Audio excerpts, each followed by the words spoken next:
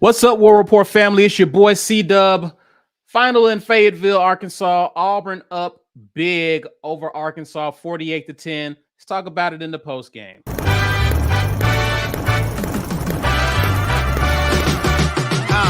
Pregame, halftime, and post the whole time the chat live. We around our folks, but we gon' keep the chat tight, keeping out trolls. That's why you gotta get your green name on, your pregame on, cause ain't nobody doing it better, reviewing it better, building rapport so you in tune with the players, with some quick prize picks so you can scoop you some cheddar. Get your mug or your shirt with the letters. Game time.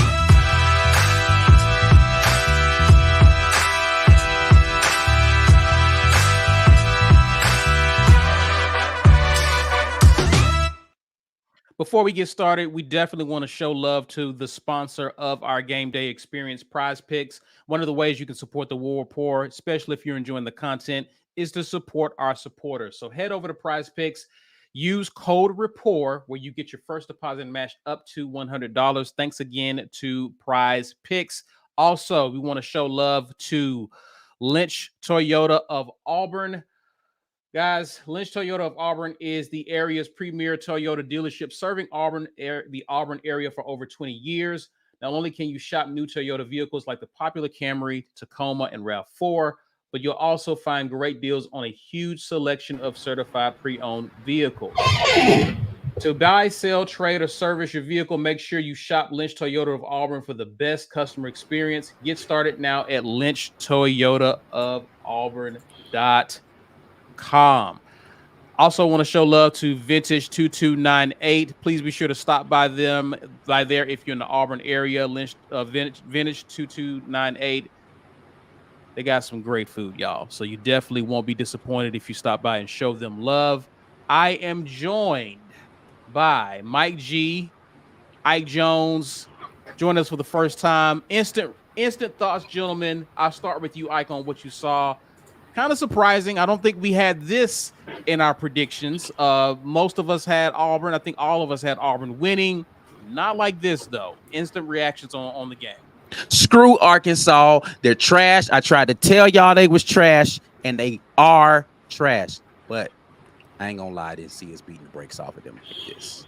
I did not see us putting these things on them. Put the ham hocks on the hogs, baby. That's what I'm talking about. Bruh.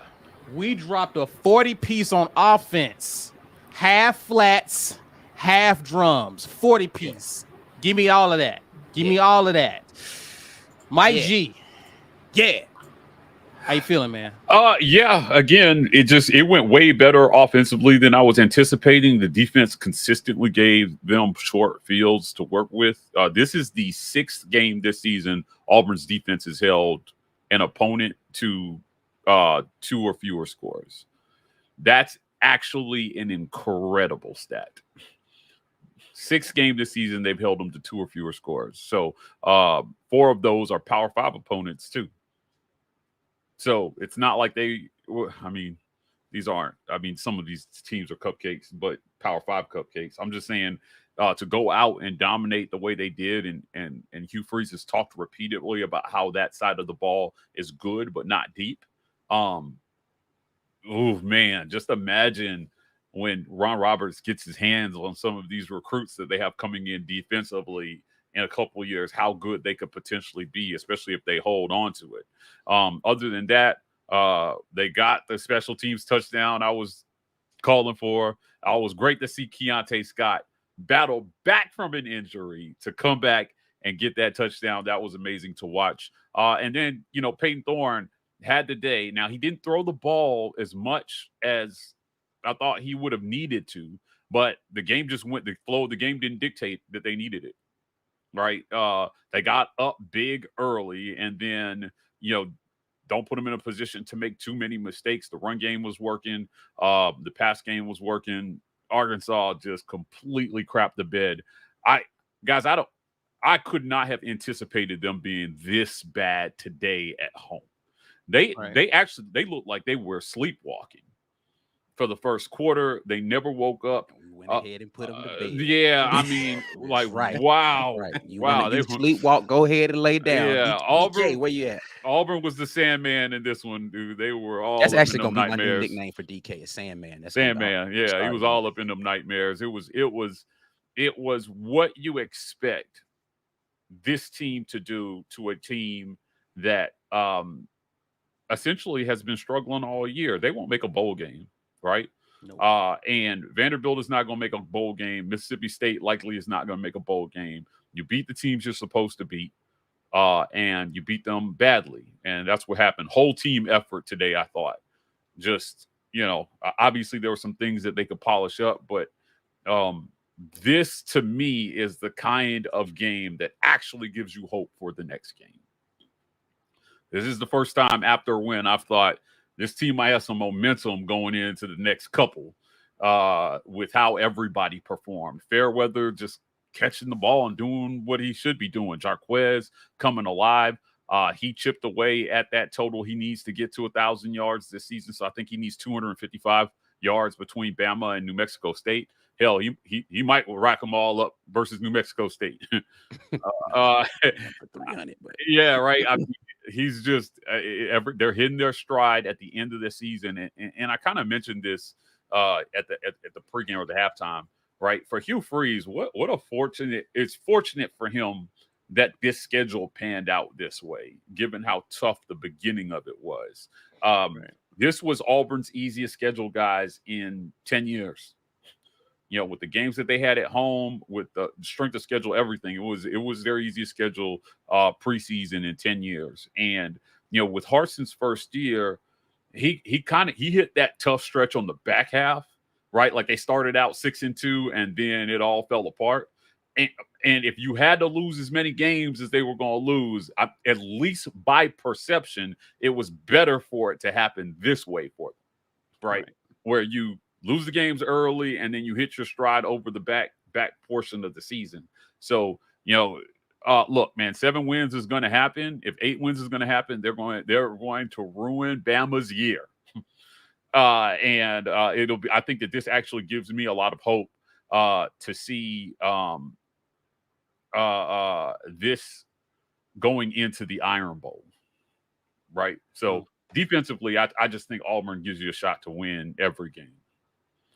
They've done that consistently all season, and I think that Ron Roberts and those guys deserve a lot of credit. I think Hugh Freeze deserves a lot of credit for just letting him do his job on that side of the ball as well too.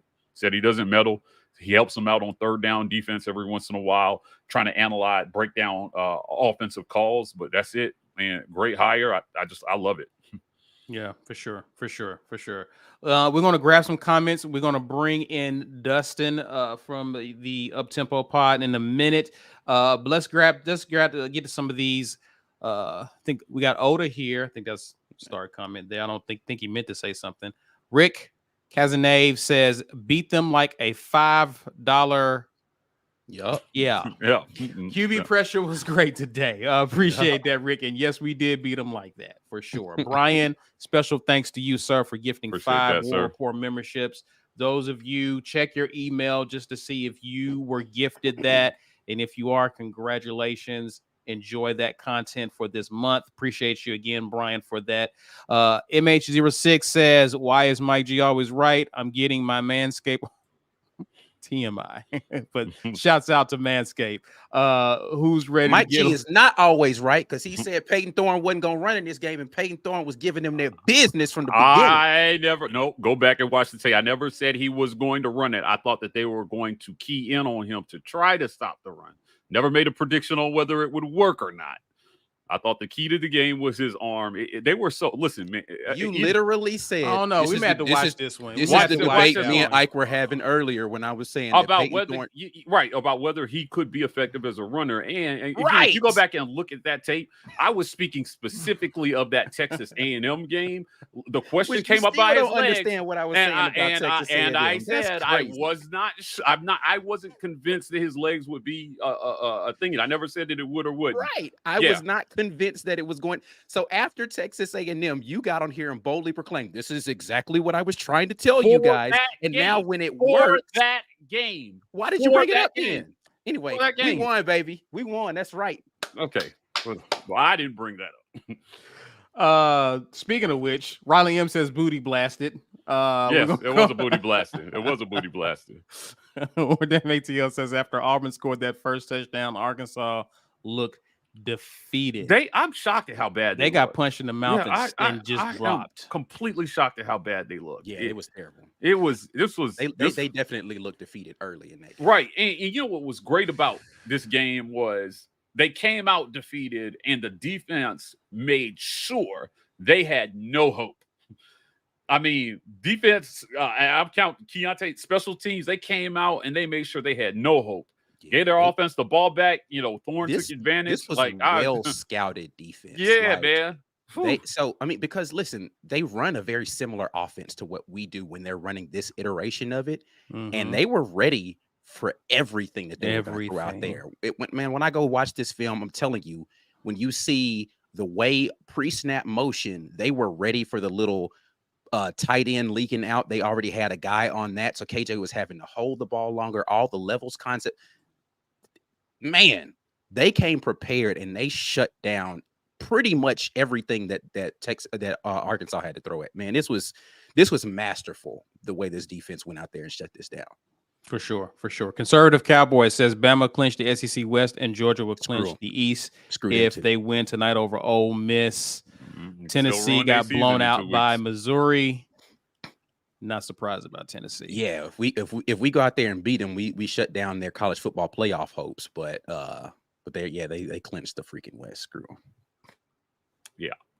Yeah, screw them. Joining us now from the Uptempo podcast, part of the War Report Network, our guy here, Dustin. How you feeling, man? Man, it's hard to not be booking after that one, boys. That's all smiles in here, right? Complete domination at the line of scrimmage. On the offensive side, you blew their defensive line off the ball. Same thing, other way around. Jalen McLeod, what a game. Ike, you're going to have to tag me when you post a clip of Keldrick Falk chasing down Rocket Sanders.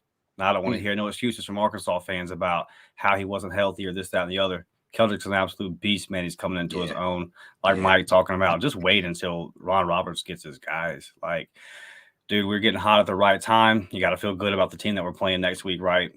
So let's get this Iron Bowl popping, man. That atmosphere is going to be crazy. You're going to be looking at 7-4 going into that game. I feel like you got a big-time recruit going to announce here pretty soon. So it's all smiles, man. And to the Arkansas fans, like, this is what you are. And I hate that. I know you mentioned on one of the morning drops, you told them that they are the most delusional fan base in the world. They are that, yeah. And then they got mad at me. And they're like, "Oh, you guys don't know what you're talking about." And I'm like, "All right. Yeah, I want to see every one of those Arkansas fans that came in our comment section telling us we don't know what we're talking about when we say you guys get your hopes up every year in every sport just for all of your teams to let you. I want you to come back in here and say, you know what, all right, congrats, give us a congrats or something." Listen, looking for those fans is like trying to find infinity stones at this point. Did y'all see the Instagram stuff about Peyton Thorne? They were spreading rumors about Peyton Thorne with Photoshop Instagram, and it came from the Arkansas Barstool Instagram account. Like they essentially tried to say he was sending crotch shots to some girl, but then people started pointing out, like, hey man, if you use Snapchat, like, you wouldn't see this here if that were a snap you were receiving. That's what you see when you send a snap. So they were faking Snapchats. And like, I mean, it was pretty far to go. And I look, man, Peyton Thorne came out and said, "All right, y'all wanted a villain arc. I'm gonna give you one." Trying to Photoshop me, and he went out there and put it to him. You asked for this, Arkansas. You asked for it. Don't Photoshop our guy again. Yeah, he chucked a boy. He chucked a boy on the first man. Get off me. Get off me, little boy. Over, fam. Yeah, get off me, little boy. I think that's what took their heart. They was like, man, the non-running quarterback just ran over our safety. We're done. Bro, they just, we're done. We're done. I'm shocked, man. And I thought T-Will would have a better plan. I want to speak on that, Caesar. Listen, all week, Arkansas was favored by 2.5, and the whole national media and the whole SEC was like, well, they found something at Florida. Florida is trash. Yeah. They are absolute garbage. And this Straight whole up idea gator that because they cheeks. went down there and pulled out a bad football game versus a bad football team versus a bad coach, they were always going to lose this game. Now, I predicted 30-20. I thought they would kind of be like close for the first half, and then we would suffocate them over time because I never thought like at some point we were going to load the box and KJ can't throw it. I didn't predict 48-10, but they were never ready for this, dude. The 2.5 was always a joke to me. Yeah. Yeah, man. Feels good. This was a butt whipping from the word go. How's y'all stress levels? It's pretty low today. Yeah, or, you were never under any stress in this one, really, right? Yeah. Like this was a game that they felt like they had well in hand. The only concern I would have had would have been coming out of the second half if Arkansas had scored immediately and they just put that to bed. Yeah, right. Yeah, right. After that, it was like, no. Yeah. Can we talk about Kobe Wooden getting walked down on the fumble? Bro. Boy, he was moving backwards in time. I was like, he gonna hate that film review. Them woo, boy, they tomorrow, gonna cook they gonna his be ass on him. and film. If you guys don't know what this is like, right? He When they running play like the his big highlights- brother. Yeah, they do a team meeting where they play all the highlights. And when they play the highlights, they go cut him on down. That bro was running in molasses. It was awful. He was running with Reeboks. Like they just ran him all the way down. The boy had some British Knights on. That shoes on. Yikes! My guy was running in quicksand. Oh my goodness! That bear listen, was on his back. This game was, in my opinion, I said this in our chat, amazing for recruiting. Not because of how well we won, because you can see the clear deficiencies that we have on this team. Right. Yeah. And you can say to yourself, yep, I see a spot for myself right here. I see a spot for myself right here. You get the dub. You get the coaching film to go out and say, hey, we need to improve these things, clean these things up, because it wasn't a perfect game by any means. But you also see some clear spots where guys can come in immediately and make a difference for this team. This is probably the most ideal way that this game could have gone. Like there's only a few other things that could have gone better in this game, I think. But golly, man, this is. Yeah, you get to tell your recruits, especially on offense, we had over 500 yards of offense. But think about how much more think about how much more explosive we can be if you are in this position here. Yep. If we throw the ball to you here, if you're the one throwing the ball here, just again, we're looking for a running back. Look at what our running backs did today. Over 300 yards of offense in this game. Yeah. DA, look, Jarquez Hunter had an amazing game. I don't want to skip over him with what I'm about to say. So let me give Jarquez Hunter his props. He ran angry. He still was very patient. He showed explosion. I loved what Damari Austin looked like when he got his opportunities to come in the game, just how forceful he was running. He showed good vision. He's really getting himself back into game shape and really seeing it like he was before he got hurt. That backfield is the backfield. The backfield is the backfield I thought we were going to have this entire season. 354 yards on the ground. I can't say enough good things about what I saw from the exterior blocking. Like we had tight ends blocking down the field. I was like, what? Who are these people? They kicked the ball into the end zone multiple times. I was like, yo, come on, man. Like this, y'all had to been sandbagging. Like this can't be the same team, bro. Like, I get it. We're not playing as good competition, but just go rewind back to the Cal game. We didn't do this versus Cal. Let's rewind back to Texas A&M. I get it. Texas A&M has a good front seven. We should not have looked like that versus Texas A&M, man. Like, they did their freaking thing, man. Yeah, for sure. I knew we were coming to play Ike when we stuck him on that kick return early on. Like we just hit it. Yeah, we just hit a play. And I see that P Pass in the comments said that I predicted Auburn to lose. You can go back on the Uptempo podcast, watch our preview show. You can go back and watch it. I predicted 30-20 Auburn to win. So. Not sure when you saw that. I want to stress it obviously looks better when they win, but this defense has been doing this all year. They've been this good since Cal, right? Like nobody has really, outside of LSU, nobody's really run it up on Auburn.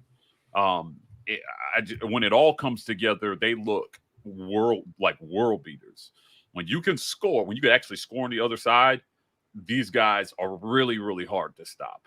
What were the time of possession numbers in this one? We talked about this. I'm gonna go grab it right now. Yeah, Auburn held the ball 38 minutes to 21 for Arkansas. See, that's what you got to do. Beat down. That's what you got to do. Yes. And you're forcing 3 and outs. And yeah. What was yards per carry at for both teams? Yeah, yards per carry, Dustin was 6.4 for Auburn, and 3.8 for Arkansas, which was actually much lower, but Arkansas got that huge run by Criswell. Yeah, I mean, and if you take out the QB numbers, it was under 100 yards. So like KJ Jefferson was 50 of the 120. If you take out Peyton Thorne's numbers, Auburn is still well over 260 yards on the ground. Basically, their 2 quarterbacks accounted for their run game. Yeah, because Kobe had almost the other half of that. Yeah, so I mean, I'm looking at this and I'm just thinking, look, this was not a good team that they played, but I'm encouraged by it because they dominated. Right? When you don't play good teams and you dominate like this, that's the stuff that makes you think, okay, we're building on something, not eking out wins against teams that aren't going to sniff a bowl game. So I do think they can. This did not leave me with the same feeling I had when they beat Samford. This looked, the defense looks like they've been getting stronger as the season has been going on. They're getting healthy, Mike. So that helps too. Keontae Scott, man, that's Ike's guy. You gotta give him credit. He's been riding with Keontae since he got here. He is that defense is different with him not in there. For sure. Yeah, I mean, for that group is not deep, but when he's in there, he is a difference maker on every level. He and Austin Keys basically transformed this defense into a way different monster. Way different monster with him and Austin Keys in there. Yeah. So loved what they did today. There were some things obviously to clean up. If I could go back to Peyton Thorne's interception, right? Everybody on social media jumped all over it. I think if you're going to give him the volume, I personally am willing to accept those kind of throws as long as he's making enough to counterbalance it on the other end. He was having a good game. He made a bad read. He threw a pick. Okay, the best quarterbacks in college football do that every once in a while. It happens. He's not in the echelon of best quarterbacks in college football, but I think you're willing to accept some mistakes if you're going to call this thing right and do some of the things they did today. Now, again, the game flow did not dictate that they needed a bunch of throws today. It just didn't. Right. They got out early. Special teams got on the board in the first quarter. All right. And before you knew it, you blinked and it was 21-0. And so at the end of the season here, man, get the dubs and get out of there. Certainly, especially on the road. Road wins are hard to come by in our league. And even sometimes when you play the bad teams, when you go on the road, if you take a team for granted, they can sneak up on you. They looked prepared. And I think that's the thing that stood out the most to me. This looked like a prepared team on the road. If you're Arkansas, your biggest failure was not getting your team ready to play this game at home. Are you kidding me? Look, man, Sam Pittman, then go back to his office, start up Microsoft Word, and pull up that resume template and just start. I don't even know how he has his team ready for this one. To this tune, that's nuts to me. That's crazy. So you hope that you don't have a game like this when you hire a coach like Hugh Freeze, right? A team where your team just looks completely unprepared. Now it's if there were that game, I would say it would probably have been LSU for Auburn this year, where they had the bye week and like people were expecting to see a little bit more out of the bye week, and it was like, wait, what did you guys do for 2 weeks? And as the season has gone along, the opponents have gotten easier, but they also, I feel like, made some strides. And this left me encouraged. Like I said, this is one that left me encouraged. Go into the win next week, go into the Iron Bowl, and just throw the book at them. Just, you know what I mean? No reason to hold anything back for this game. If you have anything that's in the playbook that you feel like, trick them, beat them straight up, whatever you got to do, man, just beat them. And I'll tell you, this win put a lot more juice behind that Iron Bowl, fellas. Oh yeah. Suddenly, that game is going to be the game that gets Auburn to 8 wins in Hugh Freeze's first season, and simultaneously destroying Alabama's playoff chances. Yeah, they can do that. And even if you look competent, Mike, say you lose a close game, you still finish 7-5. You can sell to recruits because the signing day will be coming there December 2nd. You can sell to recruits, hey, listen, I played Georgia close. I played Bama close. We finished strong. We got better as the season went on. And now all I need is you guys, especially if you're an outside receiver. I don't see how you're not watching these games and saying, okay, I can come here and make an impact right away. If you're a big-time defensive lineman, like, I love our first string defensive line, right? But the depth's been the issue, obviously. So there's still holes on this team. I'm not sure how. If you're a defender and you're looking at what Ron Roberts is doing here, the 5-star DeMarcus Riddick, he's got to be ready to come out here and play in this defense, bro. Yeah, for sure. So, and then you get the opportunity for a bowl game. You can still finish this season 8-5. And I think that before the season, if you would have asked all of us, compete with Georgia, compete with Bama, possibly go to a bowl game and win it, finish 8-5, sign a top 12, top 10 recruiting class. Obviously, man, that's a step forward in the right direction. Dustin, who's the guy from the recruit from Florida that they're talking about? Auburn has a good chance to flip. The 4-star tight end. Yeah, I know. Is it tight end? I thought it was. Is a tight end? There's Waller. No, you're talking about Waller. Waller, right? The line, there's a tight end in there too, but Waller's the one they're expecting to announce pretty soon. Hear me out, right? If you're Arkansas, if you're Florida, you lost to Arkansas last week, and then your guy starts wavering, and then you watch Auburn come in and completely destroy the team that beat Florida, and you're like, wait, this might be a way better landing spot for me. Especially considering we still need depth at the pass rusher position. Correct. You just showed, hey, we can feature pass rushers in this offense. That's Jalen McLeod was a freaking wrecking ball today. Bro. Great pickup. Good Lord, he was out there destroying stuff, man. Elijah McAllister, bro. What, man? Come on, man. Mm-hmm. Yeah, my guy Zion Puckett's been playing really well lately. Yeah, I know he's back in the secondary, but he's been creating name turnovers, somebody who had a bad game on this defense, bro. Like, they were out there really doing work. Yeah, if Waller, if you're watching, if you hear me, Rob Roberts knows what to do with you, baby. The proof of concept is right there. Just come in, and then next year, in the first year of the expanded playoff and the new SEC, perfect chance to come into Auburn and showcase your talents. Well, I think Auburn plays Oklahoma next year. Is Texas on the schedule next year too? No, it's just Oklahoma at home. Oklahoma, right? Yeah, I mean, you get to play Oklahoma at home. They come into Jordan-Hare for what, like a first time ever in the history of college football? You definitely want to play here. You 100% want to play here. This is the best spot to go and be a dude. You know what I mean? They got dudes over there. Yeah. Auburn has dudes, and just keep adding them on for Ron Roberts. I mean, people talk about the whole thing with Hugh Freeze coming was, look at what he did at these other spots, right? At Ole Miss and at a place like Auburn where the resources are maybe more abundant and there's I will say a richer history of football. He may be able to do more. And, Auburn has it, man. Like, Justin, you and I have seen each other out at Tiger Walk, like the whole experience. I have friends who experienced Auburn football who are not Auburn fans for the first time. They were blown away when they came to the Plains. Yeah. And I said, wow, like this is crazier. They've been to NFL games. They haven't seen anything like this. And I'm like, they are providing a first-class experience for recruits. When you walk up to the Herbert Recruiting Center or whatever, like right there, and you walk in from the time before you hit that, it is a phenomenal experience for recruits. All you have to do is just add the W's on top of that and show some competency. Maybe you inject some an extra jolt into this recruiting class going down the stretch here. And at this point, guys, I think top 15 is good for. I think top 15 would be great, especially if you get some key pieces and a couple of 5-star. I think guys. top 15 is easy. Mike, me and you watched a certain 5-star together in person. I would love to have in the class. Yeah. Hey, listen, I'm still where I was at about that 5-star, Dustin. Listen, Cam, did you watch this game? Cam, watch this game. And just gotta think about some things. Hey, we need a guy named Cam at wide receiver. Is all I'm saying. You know what I'm saying? So, see what you did there. Hey, I got a quick question for y'all though. I have a quick question. Don't Razorbacks, like, aren't they like really hairy pigs?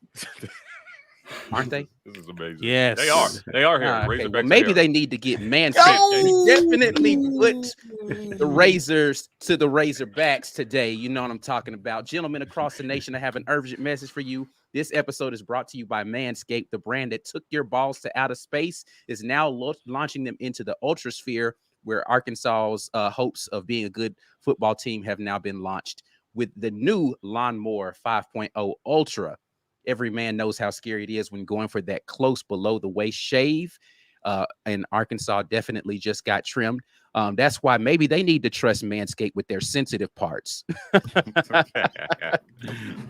funny. Taking it on the go, Manscaped has you covered. You know, we got a road win today. So this puppy comes in with a travel case and every travel lock feature to avoid accidental powering and weird looks in the airport. Get 20% off plus free shipping with code REPORT at manscaped.com. That's 20% off plus free shipping with code REPORT at Manscaped. Your balls have been through enough, Arkansas.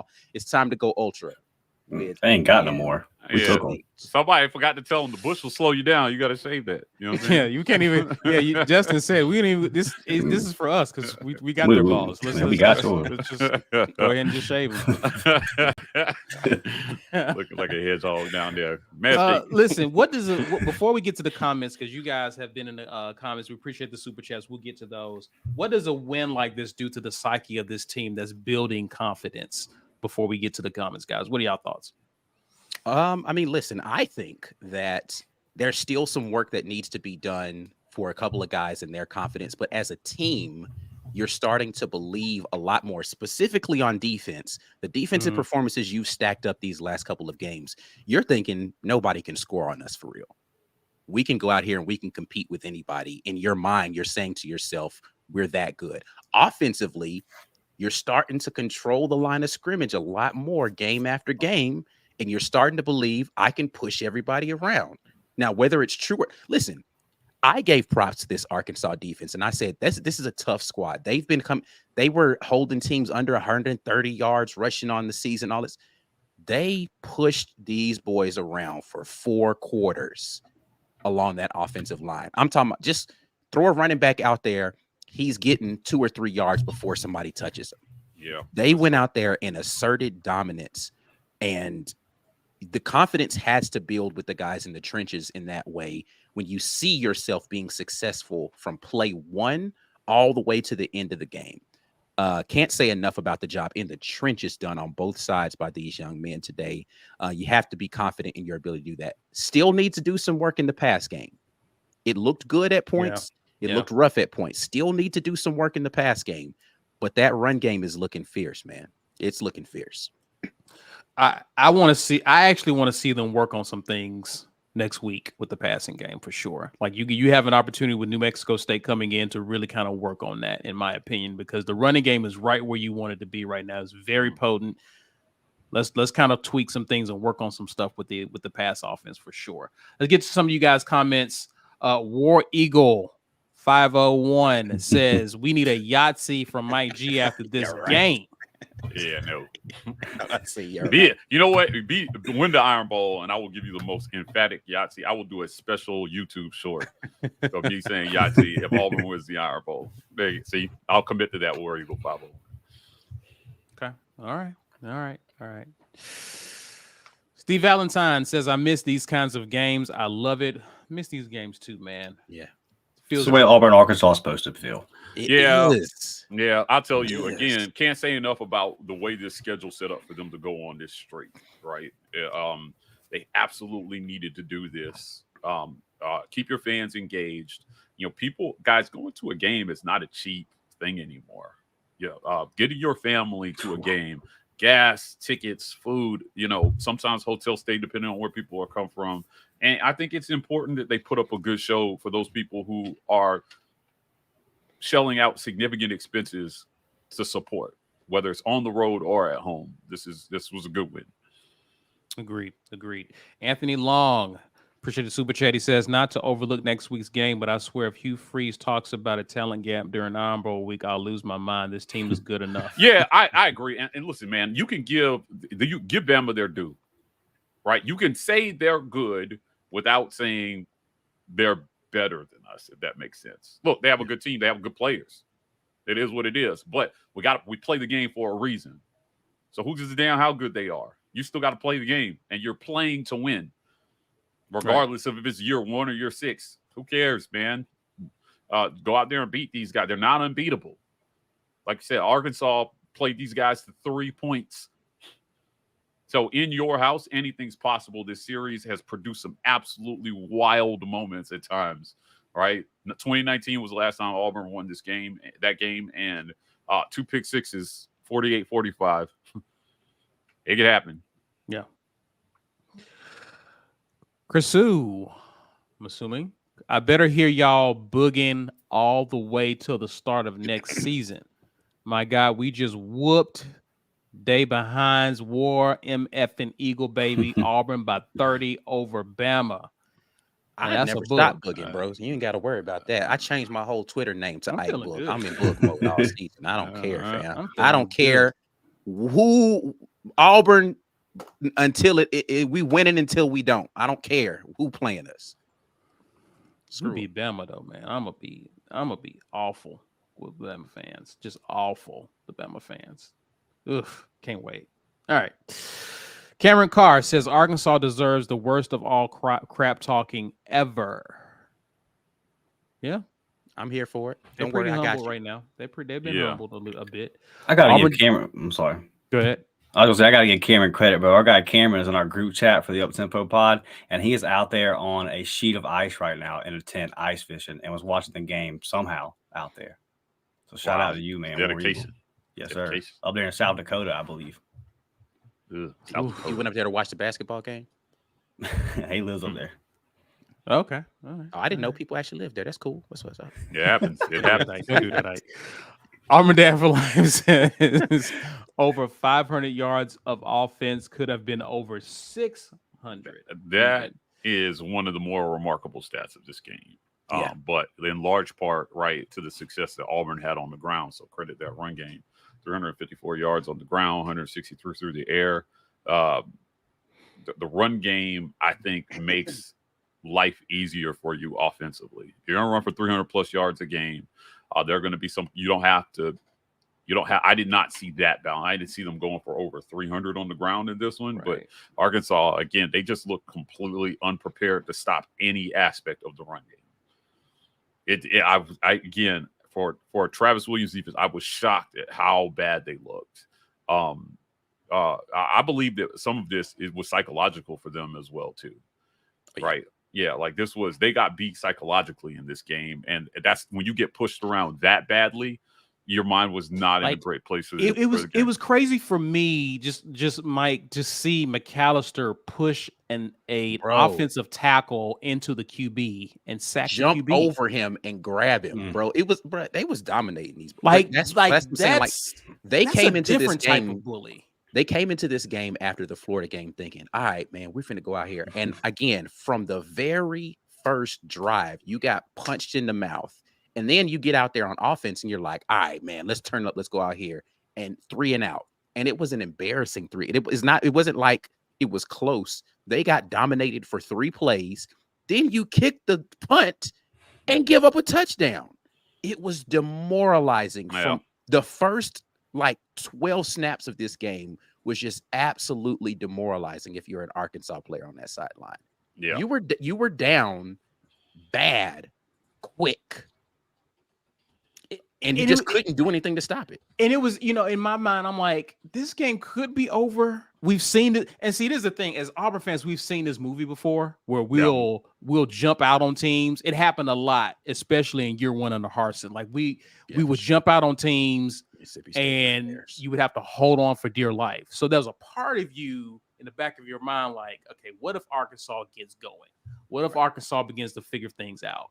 And it just seems like slowly but surely Arkansas just looked going deeper and deeper into despair. Yeah, they had one opening. They had one opening at the beginning of the second half, and they blew it, and that was the game. Right after that, it was game. The fumble. Talking about the fumble.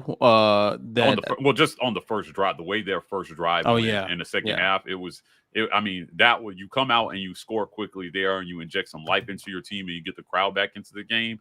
That's what they had to do. That's why you defer, right? so that if you find yourself in a position where you're down, you could possibly end the half with a possession and then begin the next half with a possession and make up a 2-score deficit essentially in a short amount of time. And they didn't do either.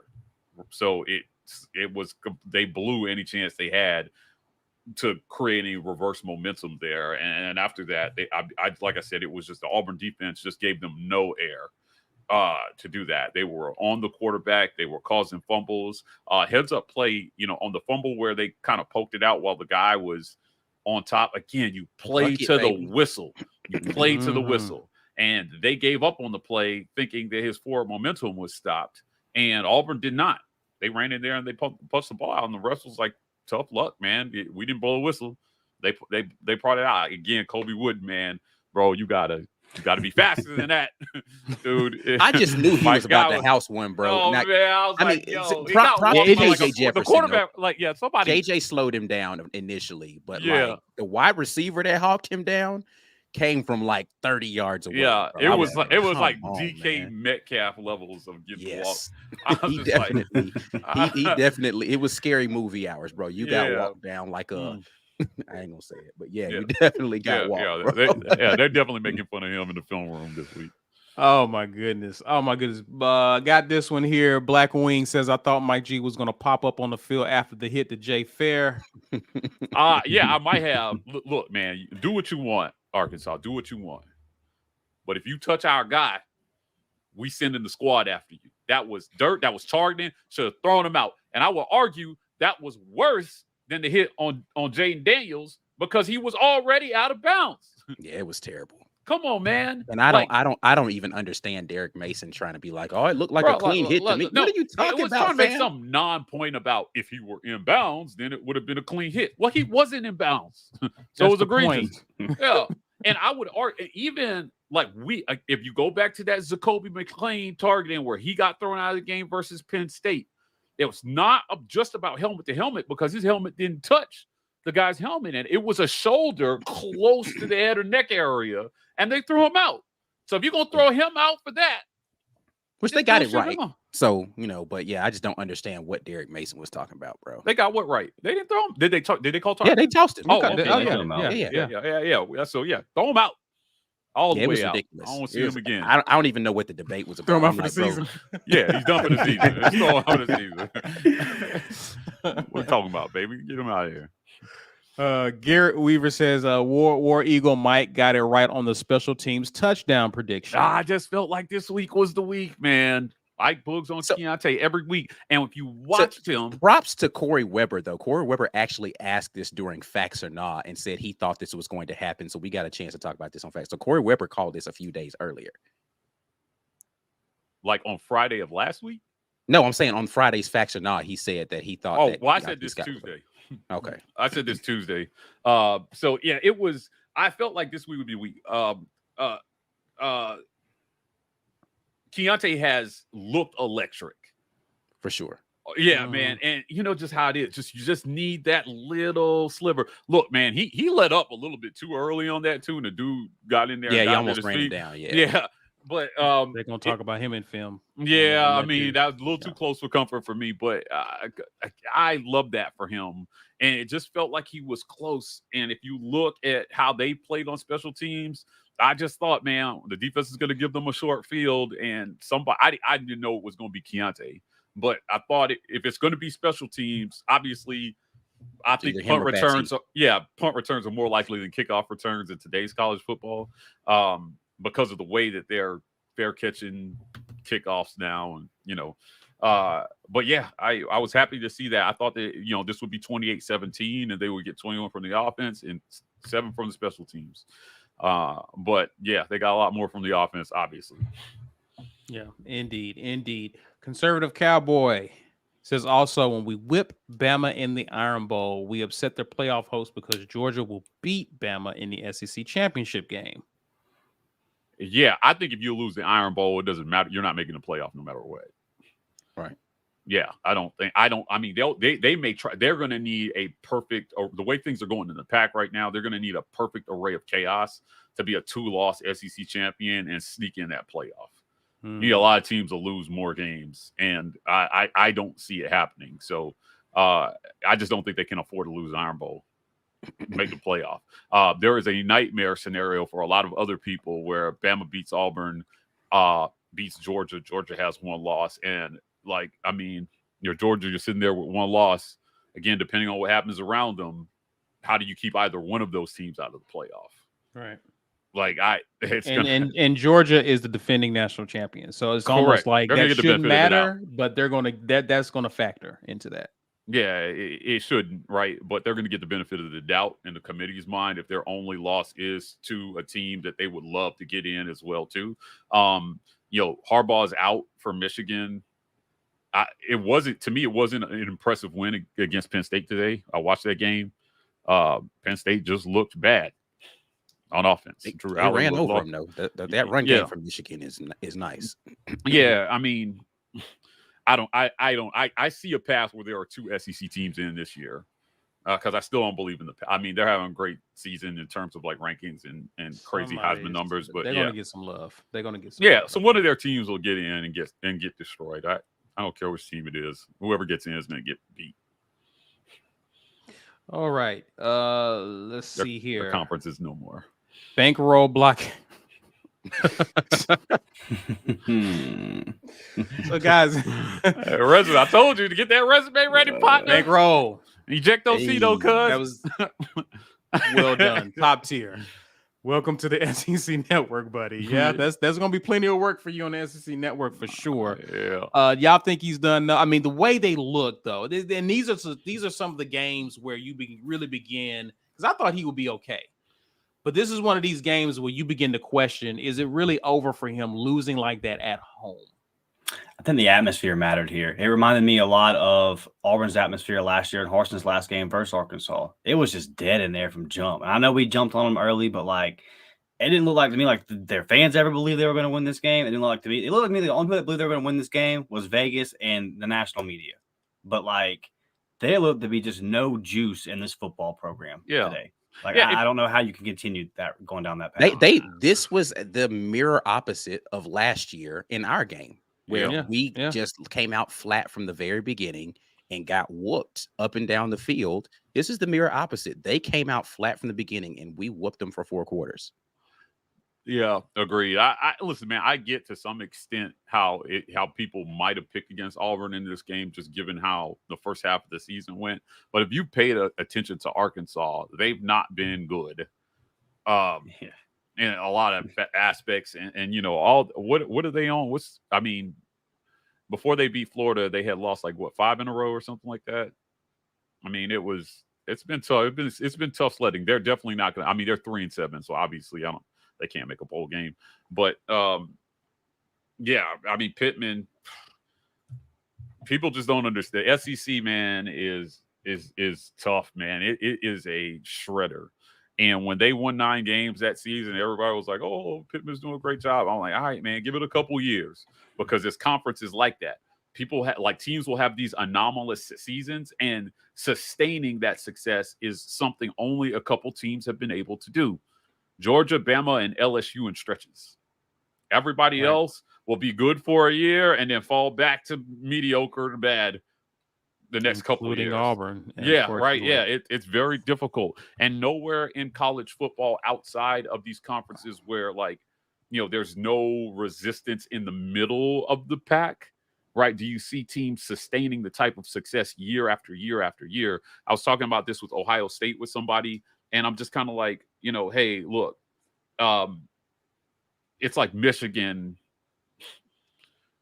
You know what I mean? Like that's the marquee game there. Every once in a while, Wisconsin will turn in a good season, or Penn State will turn in a decent season. But for the most part, it's the same teams at the top of that conference all the time.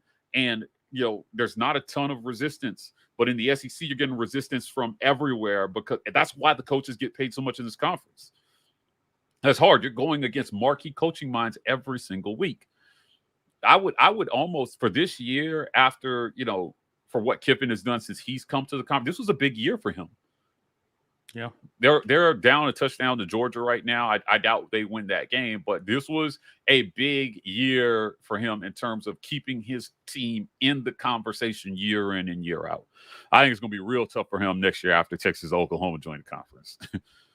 Right, like, man, the gaps between the haves and the have-nots might get a little wider when those teams join. They're talking about Auburn needing to go to the ACC. There's a couple of teams. There's a couple of teams we need to put up there before Auburn's name comes to that list. Like, ain't nobody leaving the SEC money, baby, for the ACC. Silly. Yeah, Same publication that said that Auburn should consider hiring Gus Malzahn back as an OC. Yeah, would you rather be a broke? If we hire Gus Malzahn as OC, I would push for us to go to the ACC. Yeah. I'd rather be a rich loser. It's just me. You'd rather be a rich loser than a poor winner. That's how the game goes, baby. Give me the money. If the momentum goes the right way, then we'll be both. We'll be the rich winners. So. For sure. MH06 says Buck Fama. Yes, sir. Yep. That is the filter safe way to say that. I see nothing wrong with that post at all. I totally agree. Timothy Monk says takeaways. 1, why are we still trying to throw to Camden Brown? I won't speak on it. Go ahead. Number 2, Caden is slow. Bro, he's slow. Number 3, Peyton is the best QB on this roster, and I hate we spent so many calories debating that early this season. Number 4, Iron Bowl gonna be lit. All right, let me address number 1 and number 4. I didn't even see number 4 on this. Number 1, we don't have a ton of guys on the outside, so they need to get reps to somebody to throw the ball to. Unfortunately, he had a bad game. Listen, it happens. People have bad games. Like, I don't understand why we got to major on it so much. Like, it's okay. He had a bad game. Hopefully he bounced back. His confidence is just low right now, and you have to throw him. The only way he's going to get over it is to keep throwing him the ball in situations to let him catch, because he didn't have any problems in the last game catching the ball. Right. I was about to say he's been doing great coming off of those slant routes and catching the ball. So let's settle down on Camden a little bit. I get it. He did not have a good game in there. It's inexcusable. I think some of those throws, he just wasn't getting his body around. He's trying to catch it with one hand on the back shoulder and stuff like that. Those, I don't have excuses for Cam. He's going to be fine. Hopefully he bounces back with no problem. Excuse me. Number 3 is the other one that I want to address.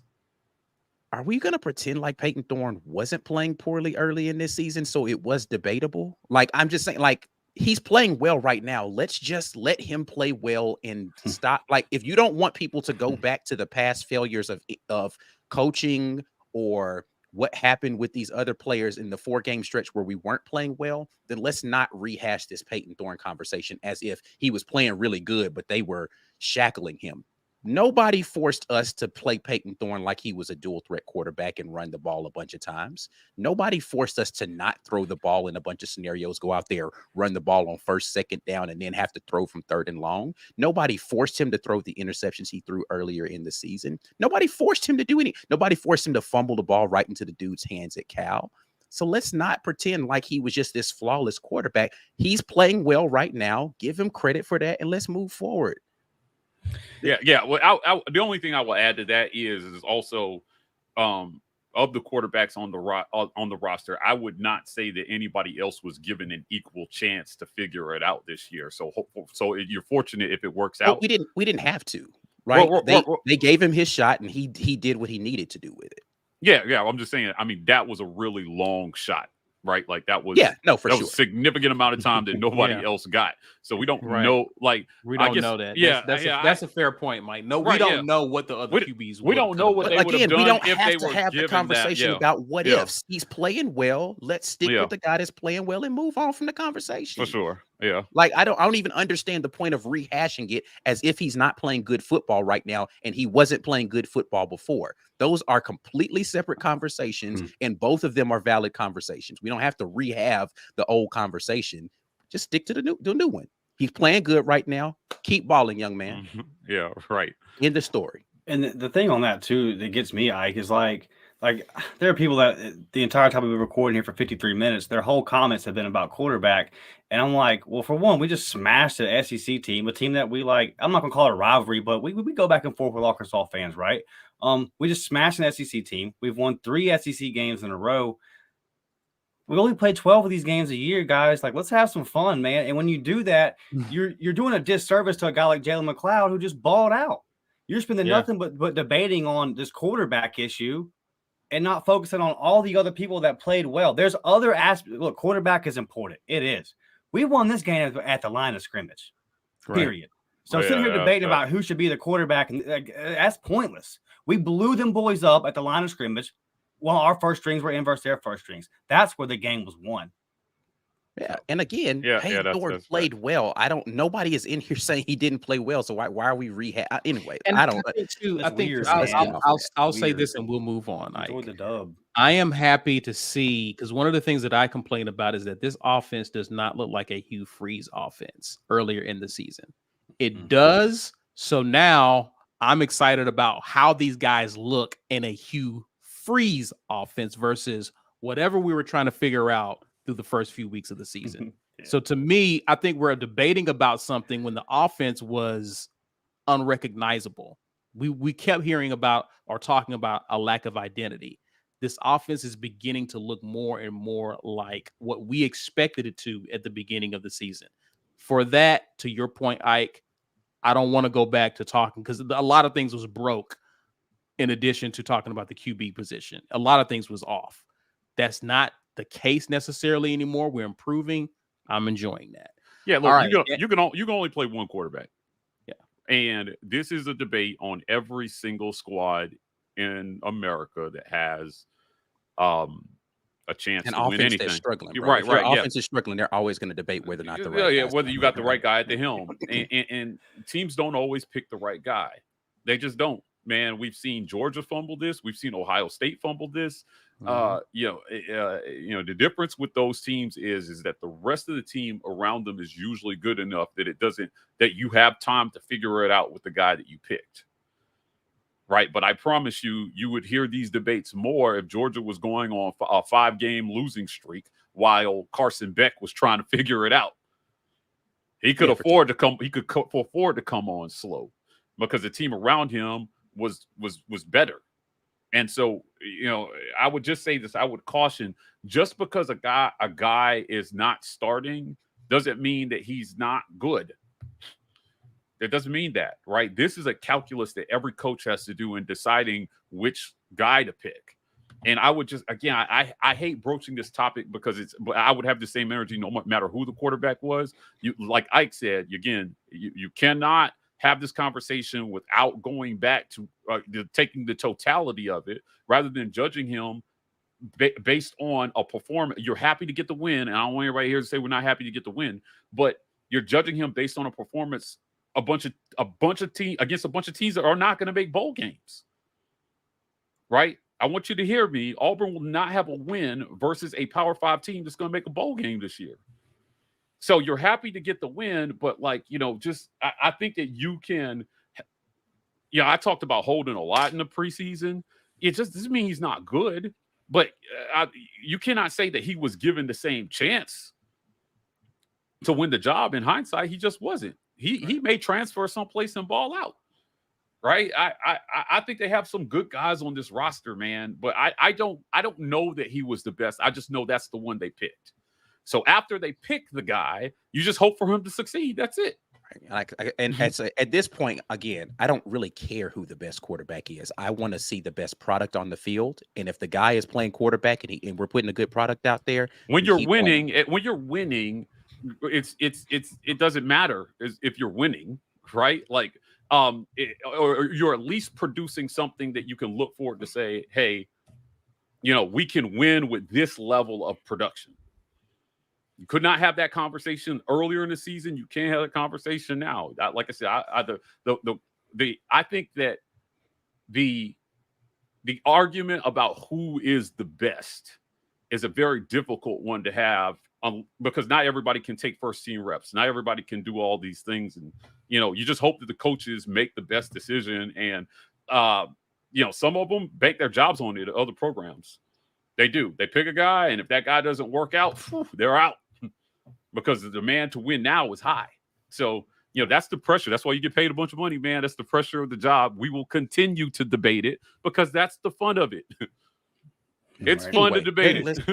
Let's get off of this topic because it devolves into silliness because it's like we're not even there's no real basis to have this conversation.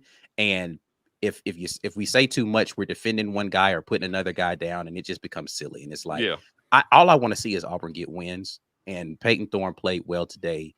Congrats to that young man. Hope he continues to play well. For sure. Dustin, thoughts, man? Yeah, just like I said, man, that just kind of it dilutes the conversation, right? So it takes away from guys like Marcus Harris that have just balled and worked themselves up into what I would say was probably at least a 3rd round pick in the NFL. I mean, I'm looking at like 2nd, maybe late 1st. If he's playing like this, I don't see how you could. The kid's he's been lighting it up since game 1, dude. So there's a lot of stuff to look at and say this team is getting better on the field. Mike, I understand what you're saying about we're playing lesser opponents. I don't disagree with you, but over the last couple of years, I've seen Auburn play bad to these opponents, play down to them at least if they win. I think back to like a San Jose State game last year, a Georgia State game the year before that. So, yes, we're supposed to beat Arkansas. Now that ESPN FPI didn't say that, Vegas didn't say that, and we came out and blew the doors off of them. So I do think that Auburn's getting back to where we're supposed to be, and we're not where we want to be. But damn it feels good to be getting back to where we're supposed to be. So I'm happy about that. And shout out to my guy, The Walker Show, in the comments. Love you, buddy. I don't know what your deal is, but you'll be okay. God loves you, and I do too. So War Damn Eagle, man. You can find us. A lot for us to have just beat the brakes off of Arkansas. There's a lot of anger in the comments, and I'm like, what are y'all mad about? I have no idea what his issue with me is. Everybody here predicted Auburn to win this game, right? So like, if you predicted Auburn to win this game, you expected the offense and the defense to play to a level good enough to win this game. That includes Peyton Thorne and everybody else, right? Like in the aftermath, I just think at this point in the season, there's not really a ton of value, like Ike said, in talking about who's the best because they're going to play who they're going to play. And earlier in the season, it is a debate because you have the whole season in front of you. And you want to make sure the best guy is on the field. At the end of the season, man, it's tough to have that conversation because opportunities for other guys to develop have either been there or they've evaporated already. And so you're forced to go with the guy who has the experience, or you might be thrown. Like for freshmen guys, I'll say this, and we can finally move on. Like for a freshman, it's part of the thing with playing freshmen. If you play them too early, even if they're good, you can ruin them psychologically, and then. You know what I mean? Like there's always that calculus. Your freshman might be your best guy, but you have to manage him and you have to put him on the field at a time where it makes sense so that you don't ruin him. They talk about this, especially at the NFL level, a lot. There are a few guys they have the mental makeup to take over as a rookie. And if they have a bad season, bounce back the next season. Your whole Jamonte Waller just officially flipped his commitment. Let's go. Oh, did he do it? Let's go. Yeah, there we go. Hey, that's what I was trying to see. I was like, I knew it was going to matter. I knew it was going to matter. Yeah, I knew it was going to matter. Yes. What a day. Rob Roberts, baby, extend him now. Give him the contract extension now. Yeah. Sign him on for life. Lifetime contract for the defensive coordinator. I'm on the way and free Mama Goldbergs. Yeah, free Mama Cheese. Hey, Dustin, give us your stuff before you get out of here, man. Yeah, man. I'm not mad at you. Like I said, Walker Show, I said God loves you, and I love you too, baby. Where are you going? I ain't mad at you at all, brother. I'm about to head to the liquor store, boys. Might even head by the dispensary. It's time, bro. It's time to go get liquored up. I'm rolling up. I'm taking shots. I'm having a good night. Have a good time, man. It's November. It ain't even Thanksgiving yet, but it's Flipmas, damn it. It's Flipmas, Florida. I told y'all Florida trash. You hear me, Florida fans? Y'all trash, bro. Dustin. Anybody that we want will come get them. Florida State. Nice win. You squeaked out today versus a freshman QB in Miami, but let me tell you something. I saw Keldrick Falk ball today. I appreciate him. You got anybody else we want to come grab? Texas A&M, we're coming for your 5-star receiver. Anybody else y'all got, we might come get. Everybody, man. Let's bug 3 in a row. You can find me over at the Uptempo podcast on YouTube, Spotify, everywhere. War Damn Eagle, man. We y'all going live tomorrow, Mike, 3 o'clock? I love y'all. Maybe not, because I've Blake's in Oregon and all that. And to be frank with you, I'm kind of tired of doing shows by myself. So you might just see us Tuesday night. You might just see us Tuesday night at 7 p.m. Man. Yeah. Glad, thanks for jumping on, man. We'll holler at you, bro. All right. All right, let me grab some of these comments are stacking up. Dana Jones says, I have to say I'm back on the bug train. Welcome, Dana. Doesn't it feel good to be back on the bug train? Cameron Carr says Thorne has to throw a pick as a sacrifice to the football gods. It's a must. Yeah, Perspective.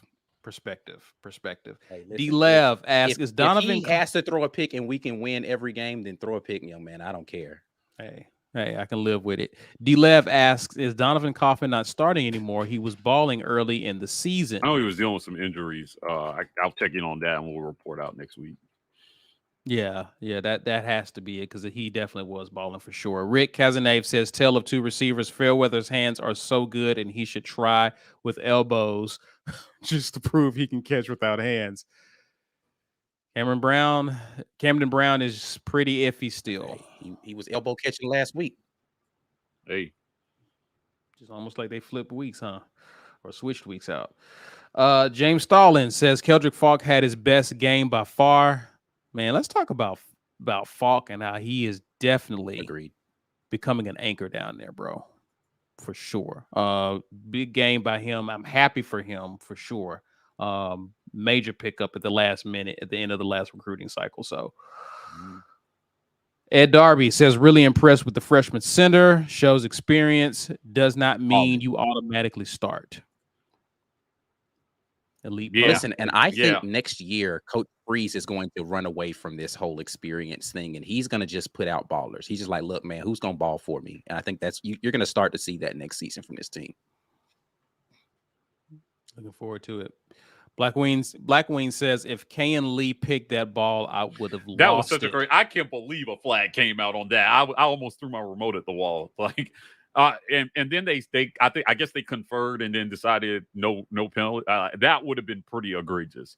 He did everything right on that play. He had his head turned around. He made a play on the ball, and he almost didn't even touch the receiver. I'm about to say he didn't make any contact. That thing. He didn't make any contact. Yeah, I couldn't believe. I was like, what was he watching?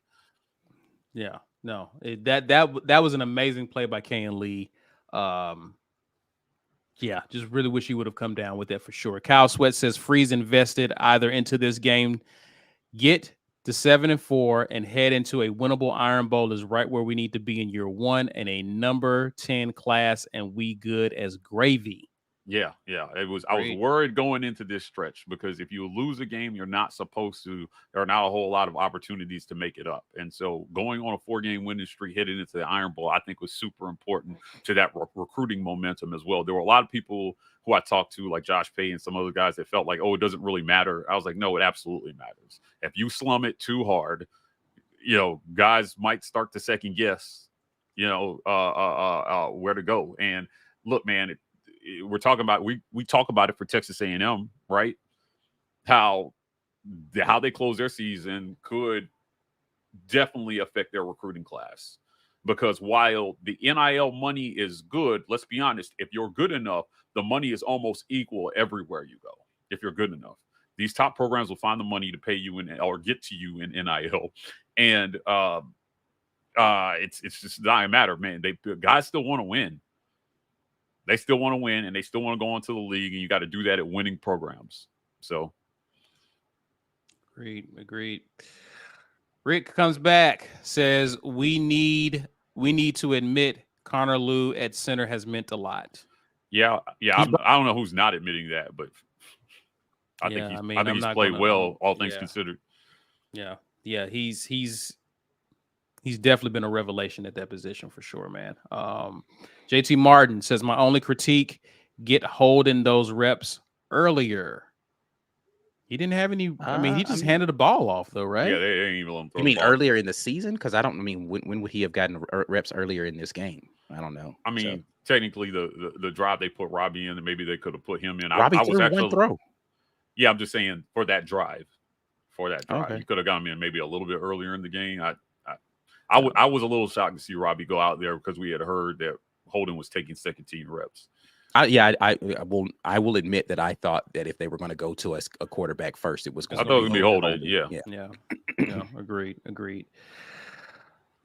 All right, D Lev says, I love the way Fairweather made up for his drops from last week. All we heard before the season is how sure-handed he is. He proved that today. Yeah, he played well today. Hopefully, again, Camden Brown can have a similar thing next week, bounce back and have a good game. Yeah, not ready to throw him away. I'm not ready to throw Camden away. Javaraj Johnson had a good game as well, for sure. Yeah. So, yeah, Bard had a tough game last time catching the ball. He made some good catches today, so yeah, it'll happen.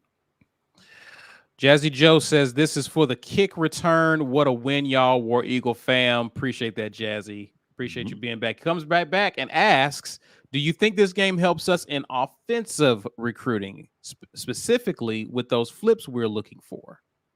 Look, they didn't throw the ball a ton, but I think enough. So yes, you had 21 throws in this game, 20 by Thorne, 1 by Ashford. I think when you win like this and it helps. I mean, they didn't break 200 yards passing. We're going to look at the stat breakdown of targets tomorrow on the weekend tailgate. But ultimately, guys are looking at, if you're a receiver, you're looking at what is the volume of throws and what percentage of throws are going to their main guy? Are they spreading it around? There's a lot of things to look at. I think so. Yes and no. I think if you're a running back, you love this system. You're going to get your opportunities to shine in this system, and they just got to find more opportunities for the wide receivers. However, they got to find it. So I know that's a complicated thing to solve because you have to consider the opponent and attack them in the right way and play to your strengths on offense as well too. So that's where recruiting will help you as well. So there's opportunity as part of it, but as Hugh Freeze gets quote unquote his guys in, I do think that we will see the volume of targets and throws go up quite a bit. You can say what you want about how Thorne is playing now, but it was pretty clear they didn't trust him to throw the ball a lot earlier in the season. They didn't. They managed him, right? And they trying to keep the game in a place where, they against the better opponents where they felt like he should be.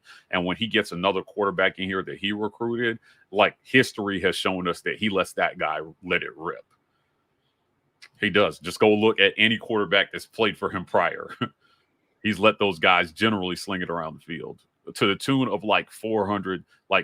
Peyton Thorne is on pace to come in under 300 pass attempts for the season, and his quarterbacks have averaged upwards of 400 plus pass attempts on the season. So it will look different. It will look different, I think, once he gets to a place where he feels comfortable, he can run it the way he's normally running. Yeah. Appreciate that, Jazzy. Conservative Cowboy says, Mike G, what you think about Robbie playing slot receiver like Damian Craig did? Would that be a better fit for Robbie? No. And I am saying that because he's not going to do it. If there's a guy that can talk Robbie Ashford into playing receiver, it's probably Jesus Robbie himself. Ashford. I say that's it. Short of an angel coming down from heaven and saying move the receiver and in a transcendent holy dream. Robbie can play quarterback, man. Let's not have this conversation like the man is terrible at playing quarterback. That's not a real thing. I get it. He's not ideal for whatever people have in their minds for who they want to be the quarterback. The boy could play quarterback. Let's move on from that conversation. And this is not about you, conservative cowboy. It's about the proliferation of people having this same kind of sentiment. Yeah, for sure. Just let the young man play quarterback, man. Everyone's not going to be Cody Burns. And I think for some people who really believe that they can play at a position, have played at a position their entire life, some people are going to stick with it and go somewhere where they can prove that it can play, even if it's not at Auburn. I just don't see Robbie Ashford switching positions at this point in his playing career. Joe Beckham says, Black Jesus, come down, come calm this dude down, sprinkle the happy gummies. Rogueshop.com. Use code 4, get 15% off. Absolutely. Wardam ATL says if Robbie was starting, Mike G wouldn't be making this point. This is just so you stupid. don't like. I'm just going to say this is stupid, right? At the end of if Robbie had been given the same opportunities and the same volume and performed in whatever way, I absolutely would be saying the same thing, right? But we don't know that because we haven't seen that, right? So whatever this is you projecting whatever your preconceived biases are, not me. So thanks for the $5. Jazzy Joe says also we couldn't do this against Cal, so we are definitely getting better. Let's go. And this is my point. Right yeah. This and is Dustin my made point. this point as well too, right? Like earlier in the season, it did look rough, right? So yes, and Cal again, another team. Didn't mean to hit that. I think they're equally as bad, honestly. Like Arkansas today and Cal back then, equally, and you couldn't do that against Cal. So you have definitely moved forward. But changes in the offensive line and some other things that have happened contributed. Like Dustin said, the game was won in the trenches. Yeah. Yeah, for sure. For sure. Teresa, appreciate you with the super chat there. Also, Dustin says we are so back. Coleman next, and we're dangerous. Get your book on, Dustin. I love it. I love it, man. Y'all just don't want to let Coleman Cam go. I don't know, man. Listen. It ain't looking good for Jimbo. Yeah, all right. That'll get Yachty out of me. We're at the very least we'll end up with the same record as A&M.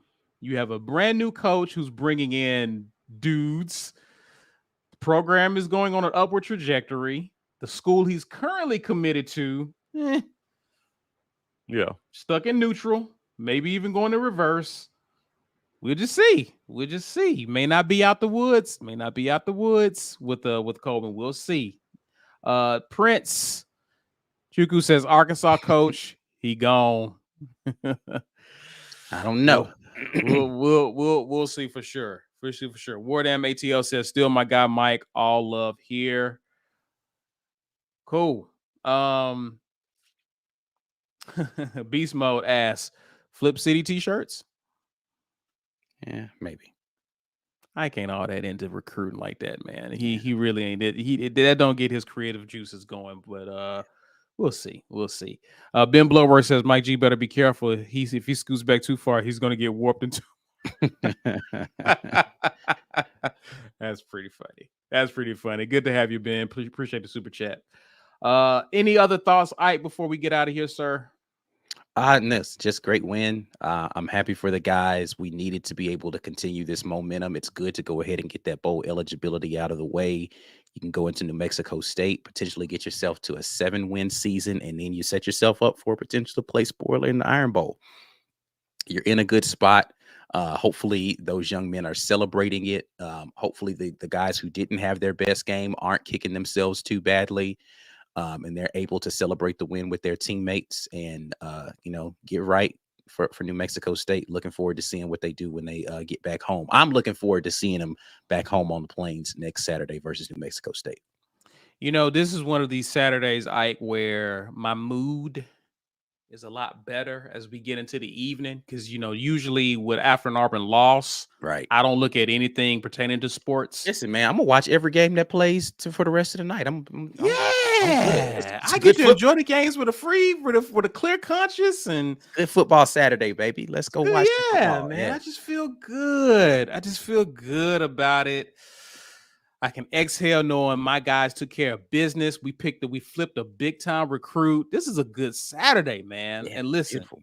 We're going to be in even a better mood on Sunday. You definitely want to catch us with the weekend tailgate. We'll be a lot more analytical about what we saw. We'll break down some stats and really talk and discuss what else we saw around the college football landscape. This was an amazing video, amazing live, y'all. Share this with people in your friends group, social media, wherever. Smash that like button. Subscribe if you're new to the channel. You can find us Twitter, Instagram at The War Report.